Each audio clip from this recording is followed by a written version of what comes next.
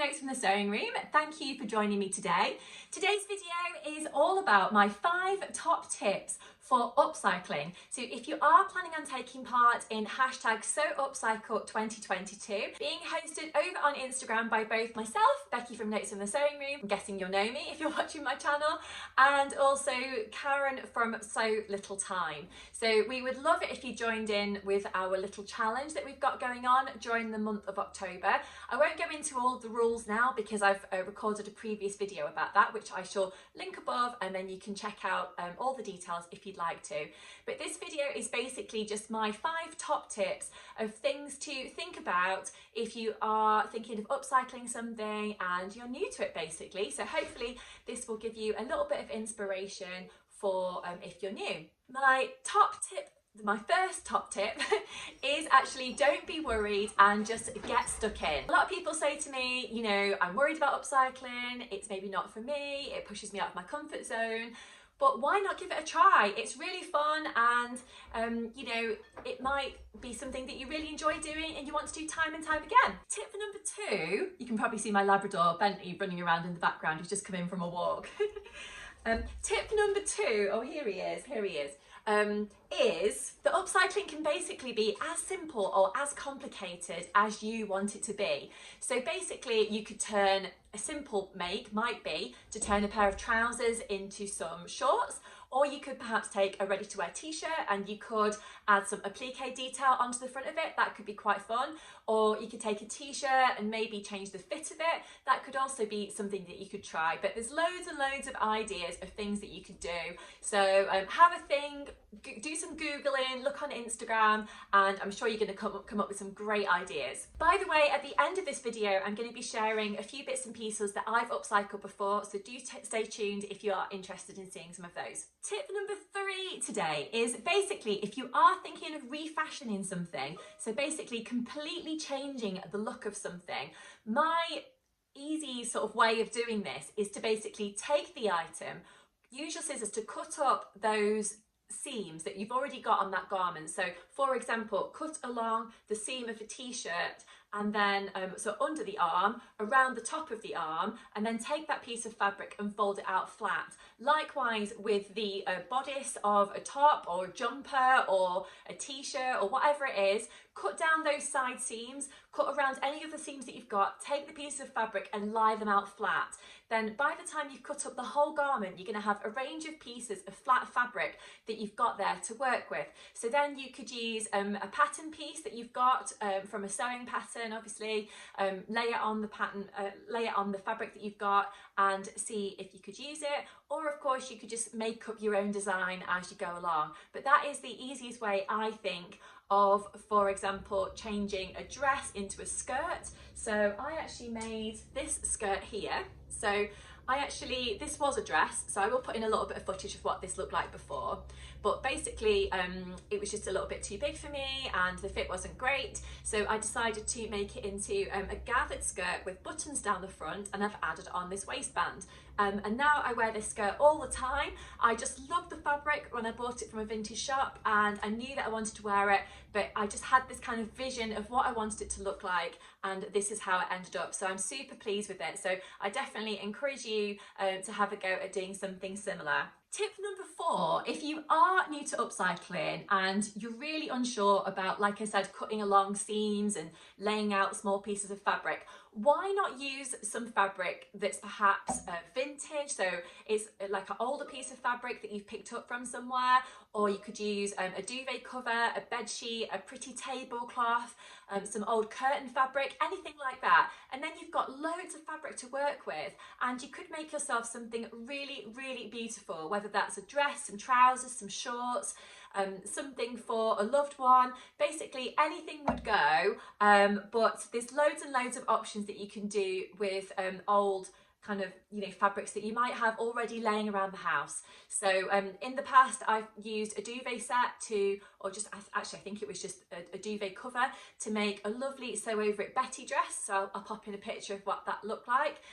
But yes, when the garment's finished, you won't necessarily know that it is a duvet cover, I guess, unless someone's got that set. But even then, I don't think you'd really put two and two together. But I think it's a great way of using up old bits and pieces that you've got stashed in a cupboard somewhere that you're basically not using, turn it into something new and give it a new lease of life. Tip number 5 is basically be creative. So you've got so many different platforms these days, makes me sound really old these days, where you can find inspiration. So you've got Pinterest, Instagram, TikTok, you know, Google, wherever you want. Just have a look around for some images of things that people have made. Have a look at the fabrics that you've got at home, whether that is a bed sheet or a duvet cover or an old previous make that you want to change into something new, or something that you picked up from the charity shop or whatever.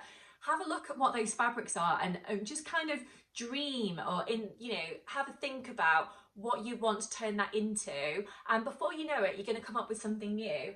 I actually made this top here. So this is actually a Friday Pattern Company sagebrush top, and I actually made it out of this gorgeous chiffon fabric, which was originally a dress. So I will put in a little bit of footage of what this looked like originally and what it looks like now. But I had to sort of place my pattern pieces very carefully on the actual skirt when I'd cut it all flat, as I explained previously.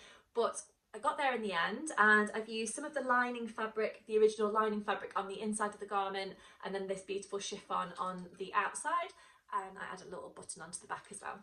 So yes, there's lots of different things that you can actually do, but I would just encourage you to search out those images, have a think about what you want to do, and get stuck in. Finally, I just wanted to share a dress project that I actually made to go to Goodwood Revival Festival last year, and this was out of an upcycled garment that this was actually out of a dress that I picked up from a vintage shop, but the fit wasn't quite right, so I basically just cut it all flat and then turned it into a gorgeous dress that I actually wanted to wear. So I used a pattern for a sewing pattern that I'd already got to create the bodice, and then I've actually just added on my own skirt onto the bottom, which is basically just a really simple gathered skirt. But I wanted to keep some of the original detailing from the original pattern, and it's got a gorgeous scoop back on there as well, which I really like, and I used some of the original lining fabric as well. So I used my handmade wardrobe party dress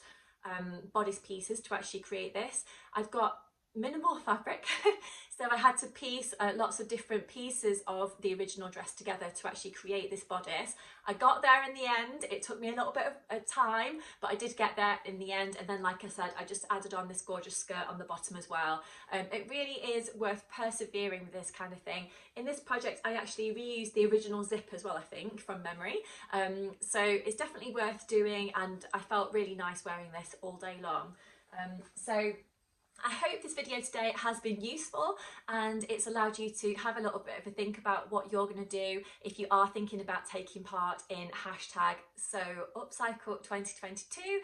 I hope that you can take part. As I mentioned earlier, it is open worldwide, anyone can join in.